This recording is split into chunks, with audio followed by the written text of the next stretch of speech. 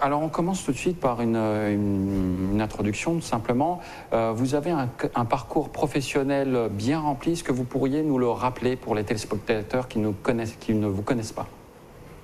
Je suis d'abord pharmacien, hein, et après mes études de pharmacie, j'ai fait une spécialité, un doctorat de 3e cycle en pharmacognosie, qui est la connaissance des remèdes, et je me suis spécialisé en fait dans les remèdes en milieu tropical. D'accord. Et après, donc, j'ai utilisé ma roue de secours de pharmacien pendant 12 ans. Pourquoi vous dites roue de secours? Parce qu'en fait, c'était pas ma destinée. En fait, j'ai fait pharmacie pour comprendre, et dès lors que j'avais compris, j'ai fait ce pourquoi je devais être sur cette planète Terre, donc être au service de ma population, et à partir des trésors que la nature nous a laissés. Donc, on a confondu le pharmacien qui est l'apothicaire qui fabriquait des médicaments à partir de la nature, et ensuite on a transformé à partir du pétrole beaucoup d'éléments chimiques en médicaments, et on a oublié les plantes. Et donc, et c'est une des raisons pour laquelle j'ai décidé de vendre ma pharmacie au bout de 12 ans, en fait, sur un coup de tête, parce que je me suis réveillé un matin, je me suis engueulé à moi-même en me disant que, écoute, qu'est-ce que tu fais, Henri? Et Henri m'a répondu, je soigne le maladie, le mal a dit. Et donc j'ai décidé de ne plus faire le mal a dit, de faire le bien a dit. Et donc c'est pour ça que j'essaie de rendre les gens bien au lieu de les rendre malades. Donc vous êtes propriétaire aussi d'un laboratoire. Parlez-nous de ce laboratoire. Donc c'est un laboratoire que j'ai créé donc en 2005, après avoir vendu ma pharmacie. Et je me suis associé à mon professeur de chimie, le professeur Paul Bourgeois. Et c'est lui qui m'a initié à la chimie des plantes. Et quand il est parti à la retraite, il s'est associé à son élève. Pour moi, c'est un gage vraiment de bonheur de s'associer à son professeur. Bien, on embraye tout de suite par une question de France Antilles, André-Jean Vidal. Vous avez demandé et obtenu d'ailleurs, docteur, l'inscription des plantes locales dans la pharmacopée française. Pourquoi ça n'avait pas été fait avant? Ça n'a pas été fait avant pour une raison très simple. C'est parce que c'est toujours le même parcours. Donc je fais des études de pharmacie et ensuite j'ai mon diplôme. Je reviens en Guadeloupe, je me retrouve dans une pharmacie d'outre-mer, Guadeloupe, Martinique, Guyane, Réunion. Et quand j'entre dans ces officines, donc c'était dans les années 90, je me rends compte que dans les pharmacies, il y avait tilleul, camomille, verveine, boldo, lavande, thym, que des plantes de la métropole. Et que les plantes médicinales de chez nous sont absentes de la pharmacie. Et c'est là que j'ai fait de la recherche, et c'est là que je suis tombé sur un texte qui date du 8 mars 1799. Et ce texte dit « Il est interdit aux gens de couleur, noirs ou esclaves, d'exercer la médecine, la chirurgie, d'utiliser aucun remède sous quelle forme que ce soit, sous peine de 500 francs d'amende pour les gens qui sont libres, punition corporelle pour les esclaves, et les colons qui tolèrent ce type de pratique seront déchirés de leurs 10 esclaves. » C'est marqué noir sur blanc, c'est le Conseil souverain du 8 mars 1799. Et il faut bien comprendre ce qu'il y a eu, et ça tombe très bien, parce que nous sommes dans la commémoration de l'esclavage, donc dimanche prochain, le 27 mai, et qu'il y a eu une première abolition de l'esclavage en 1794. Et un rétablissement en 1802, 1794, 1802, c'est-à-dire 8 ans après. Ouais. D'accord? On abolit, ensuite on rétablit. Mais entre-temps, il faut savoir que Haïti deviendra la première république noire. Et les combats faisaient rage en Haïti. Et il y avait un monsieur qui s'appelait Macandal. Et Macandal empoisonnait les colons. Et c'était une sorte d'arme.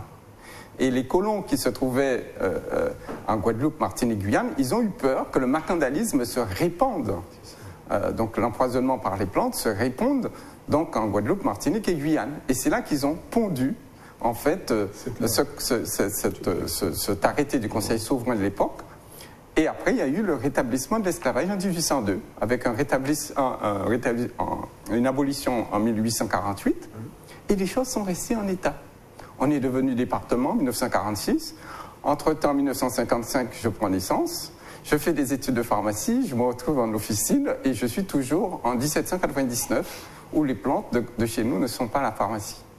Et c'est là que je vais rencontrer une avocate, maître Isabelle Robard, donc qui est avocate au barreau de Paris, et que je vais expliquer dans un colloque à Nice, maître, est-ce que vous savez en tant que pharmacien, de sur quoi je suis président du syndicat des pharmaciens de Guadeloupe, et il m'est interdit de vendre les plantes médicinales de chez moi dans ma pharmacie. Et elle m'a dit, qu'est-ce que c'est que ce bordel? Et là, depuis 2001 jusqu'à aujourd'hui, en fait, c'est 12 ans de bataille juridique. On est passé par 4 lois. La loi Guigou sous les doigts du malade, avec refus de Bernard Kouchner. La loi Programme pour l'outre-mer, refus de Raffarin et d'Ousté Blasi. Ensuite, on est revenu donc, à la charge donc, avec les Grenelles de l'environnement, refus de Fillon et Bachelot.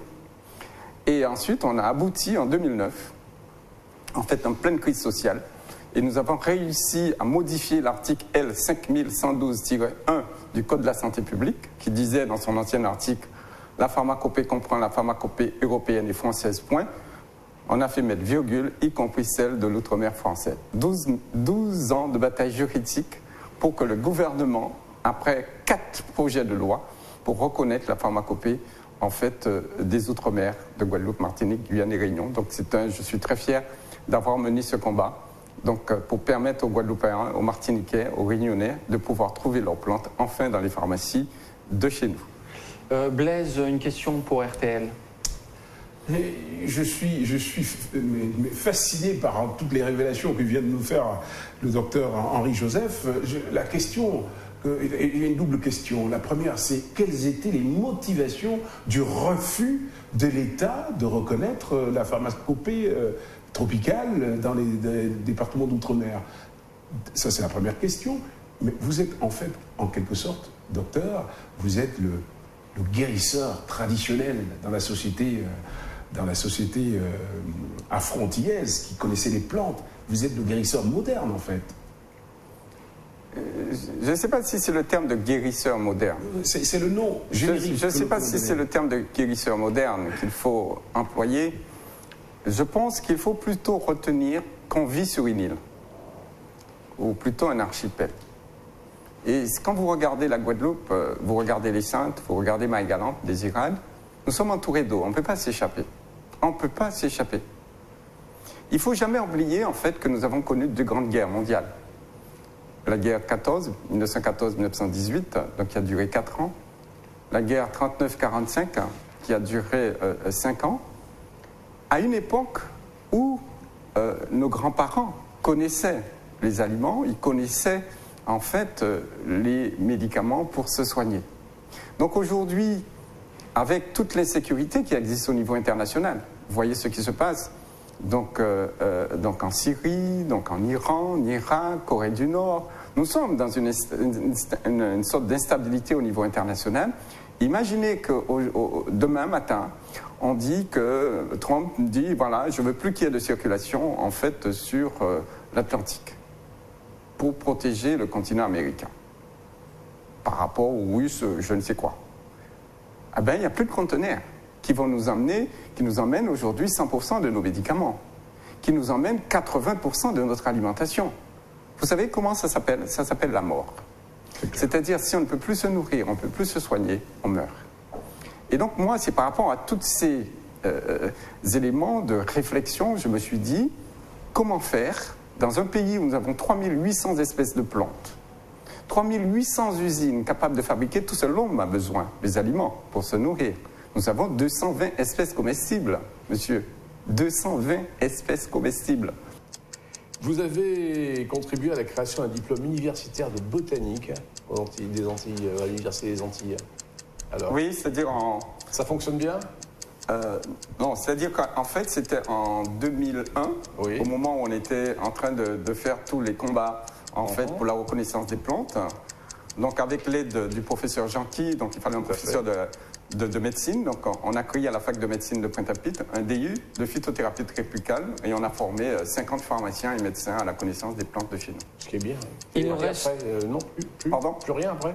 Plus rien après parce que la jeunesse n'a pas suivi, parce qu'il faut savoir que le professeur Portécope, le professeur Bourgeois, tous on avance dans l'âge, hein, et donc retraite. la jeunesse n'a pas suivi, donc c'est dommage. C'est dommage. Que pensez-vous de la fin éventuelle du déremboursement des produits homéopathiques? Alors ça, c'est un véritable problème, Oui. parce que tout ce qui est très proche de la nature, que ce soit l'homéopathie, la phytothérapie ou les huiles essentielles, maintenant, tout est dans les starting blocks du gouvernement, en fait, pour les dérembourser dans un premier temps et dans un deuxième temps, les interdire. Eh ben, ça veut dire que c'est un mauvais signal, ça. Ah oui, c'est un très mauvais signal. C'est un très mauvais signal. Je pense que pour être en bonne santé, il faut être le plus près possible de la vie.